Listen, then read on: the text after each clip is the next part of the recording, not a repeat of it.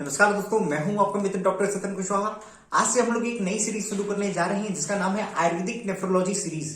इसमें हम लोग किडनी की एक एक बीमारी को उठा करके उसका कॉज क्या होता है, अर्ली स्टेज में क्या सिम्टम्स आ रहे होते हैं, एडवांस स्टेज में क्या सिम्टम्स आ रहे होते हैं, उसमें कौन कौन सी लैब इन्वेस्टिगेशंस कराएंगे, उसमें प्रिंसिपल ऑफ ट्रीटमेंट क्या होगा, उसमें पंचकर्मा में क्या क्या कराया जा सकता है, उसमें समन औषधि कौन कौन सी दी जा सकती है, उसमें जो है योगासन प्राणायाम में क्या क्या कराया जा सकता है, उसमें पथ्य और अपथ्य से रिलेटेड जो भी जानकारी है उन सब चीजों को देने का प्रयास करेंगे।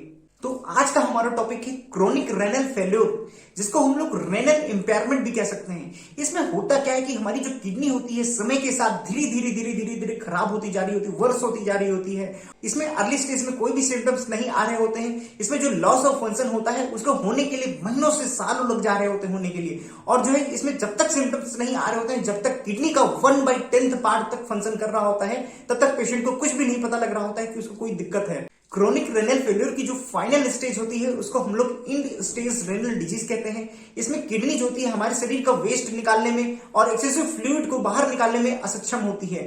इसमें जो है डॉक्टर जो है डायलिसिस और या फिर जो है किडनी ट्रांसप्लांट की सलाह देते हैं। अब इसमें अर्ली स्टेज में क्या क्या सिम्टम्स आ रहे होते हैं उन सब चीजों के विषय में बात कर लेते हैं। इसमें पेशेंट को बहुत कम भूख लग रही होती है, उसके सर में दर्द होता है, उसको फटीगनेस महसूस हो रहा होता है, उसको हमेशा कमजोरी कमजोरी महसूस हो रही होती है, उसके शरीर में खुजली हो रही होती है, उसकी स्किन ड्राई हो गई होती है, उसको नोजिया फील हो रहा होता है और धीरे धीरे पेशेंट का वेट लॉस हो रहा होता है। अब क्रोनिक रेनल फेल्योर की जो है एडवांस स्टेज में जो सिम्टम्स आते हैं उन सब चीजों के विषय में बात कर लेते हैं। पेशेंट की जो स्किन होती है वो एबनॉर्मली बहुत ज्यादा लाइट हो जाती है या फिर बहुत ज्यादा डार्क हो जाती है। पेशेंट की हड्डियों में बहुत ज्यादा दर्द हो रहा होता है।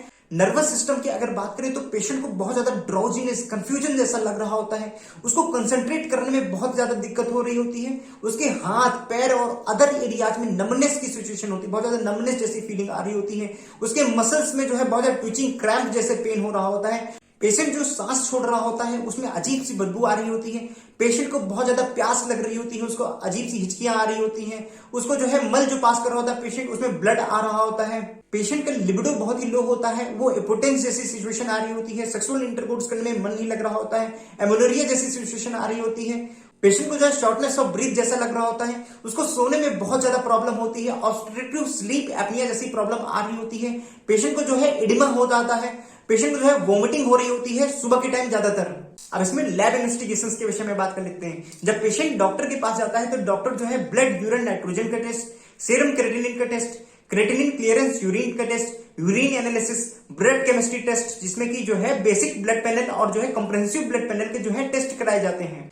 अब इसमें आयुर्वेदिक प्रिंसिपल ऑफ ट्रीटमेंट के विषय में बात कर लेते हैं। इसमें कफज शोथ हर चिकित्सा की जाती है, जिसमें कि मृदुशोधन, मूत्रन, मूत्रघातनाशक चिकित्सा और जो है रसायन चिकित्सा की जाती है। इसमें पेशेंट का प्रोटीन जो है एकदम रिस्ट्रिक्ट कर दिया जाता है और रिक्वायरमेंट पड़ने पर जो है डायलिसिस भी कराई जाती है। अब इसमें पंचकर्मा ट्रीटमेंट के विषय में बात कर लेते हैं। पंचकर्मा ट्रीटमेंट में इसमें सबसे पहले मृदु शोधन कराते हैं, जिसमें कि दशमूल हृतिकी को जो है 20 ग्राम 6 से 7 दिन जो है उसको लेकर के मृदु शोधन करना होता है। इसमें बस्ती में जो है पुनर्नवा क्षीर बस्ती दी जाती है। इस बस्ती को बनाने के लिए 300 ml दूध लेना है, फिर उसमें पुनर्नवा, गोक्षुर, वरुण, शिग्रू और गुटची इन सबको जो है 10-10 ग्राम लेकर के जो है दूध में उबालना है। उबालने के बाद जो है दूध को जो है 200 ml तक बचाना है। फिर उसके बाद इसमें स्नेह लेना है बस्ती में अंतर्गत 80 ml या फिर जो है पेशेंट की जो है अग्नि अनुसार। मधु लेना है जो है 80 ml और जो है फिर जो है कल्क लेना है। इन्हीं द्रव्यों को ऊपर वाले पुनर्नवा, गोक्षुर, शिग्रू, वरुण और गुड़ची इन सब द्रव्यों को कल्क लेना है। फिर अच्छी प्रकार से मथने के बाद जो है जो द्रव्य तैयार होगा उसको जो है पुनर्नवा क्षीर बस्ती कहते हैं। इस बस्ती को जो है 8 दिन लेना है और इस साइकिल को 2 बार रिपीट करना है। अब इसमें समन औषधि के विषय में बात कर लेते हैं। इसमें जो है चॉइस ऑफ ड्रग जो होता है उसका नाम होता है पुनर्नवा। तो अब इसमें जो है डॉक्टर एक चूर्ण बना करके देता है, जिसमें पुनर्नवा, गोक्षुर, गुड़ची, त्रिफला, शतावरी और भूमि आम्ल की इन सबको मिलाकर के डॉक्टर एक चूर्ण बना करके देता है, जिसको हनी के साथ 3 टाइम अ डे लेना होता है। इसके साथ में डॉक्टर जो है वरुणादि कसाय 20 ml जो है 3 टाइम्स अ डे प्रिस्क्राइब करता है और जो है शिवा ग्लूकोज जो है 500 mg 3 times a day prescribe करता है। डॉक्टर जो है इसमें तृण पंचमूल, गोक्षुर और पुनर्नवा सिद्ध जल पीने को बोलता है, मतलब कि इसको उबाल करके एक बोतल में भर के ले लेना है और जब प्यास लगे तो इसी को ही जो है पानी पीना है, इसी का ही पानी पीना है। आसन की अगर बात कर लेते हैं तो डॉक्टर बोलता है कि जो है पेशेंट को सूर्य नमस्कार, वज्रासन, पद्मासन, पवन मुक्तासन और सिद्धासन को जो है डेली करना चाहिए। प्राणायाम में पेशेंट को जो है नाड़ी शुद्धि प्राणायाम जैसे कि अनुलोम विलोम, भ्रामरी, ओम की चैंटिंग करना, 15 मिनट तक मेडिटेशन करना, ये सब चीजों की डॉक्टर जो है सलाह देता है। अब पथ्य और अपथ्य के विषय में बात कर लेते हैं। पेशेंट को लघु और सुपाच्य भोजन करना चाहिए, उसको बहुत ज्यादा अति स्निग्ध भोजन नहीं करना चाहिए, बहुत ज्यादा अति रुक्ष भोजन नहीं करना चाहिए। पेशेंट को जो है षष्टिशाली धान का सेवन करना चाहिए, मूंग का सेवन करना चाहिए, कुलथ का सेवन करना चाहिए, आड़की का सेवन करना चाहिए, तृण पंचमूल सिद्ध जल का सेवन करना चाहिए, कोकोनट वाटर और इच्छू रस का सेवन करना चाहिए, गन्ने के जूस का सेवन करना चाहिए। अपथ्य में पेशेंट को जो है गुरु आहार, अति स्निग्ध आहार, अभिसंधि आहार और विदाही आहार का सेवन नहीं करना चाहिए।